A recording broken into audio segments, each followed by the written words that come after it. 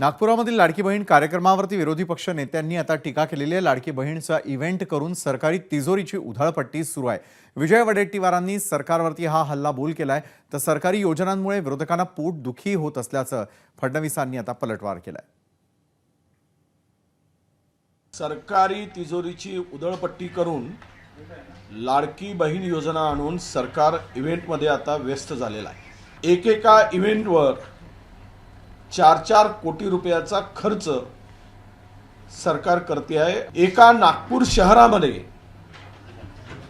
आजपर्यंत 524 घटना मागच्या 6 महिन्यामध्ये झाल्या।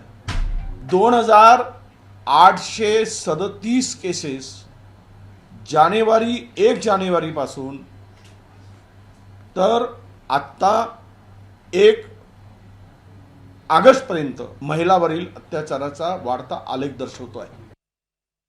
लाडकी बहीण योजना बंद करा आणि या सगळ्या योजना बंद करा म्हणून काँग्रेसचे अनिल वडपल्लीवार हायकोर्टामध्ये गेले आहेत आणि सांगितलं या सगळ्या योजनांवर फार पैसा खर्च होतोय आणि म्हणून सांगा बंद करायच्या का?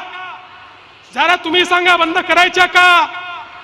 या योजना बंद नाही करायच्या, पण हे लोक या ठिकाणी कोर्टात गेल्यात।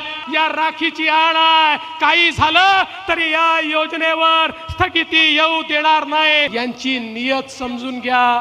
आज कुठे बहिणींच्या खात्यामध्ये पैसे यायला लागले तर लगेच यांच्या पोटात दुखायला लागलं। एबीपी माझा, उघडा डोळे बघा नीट।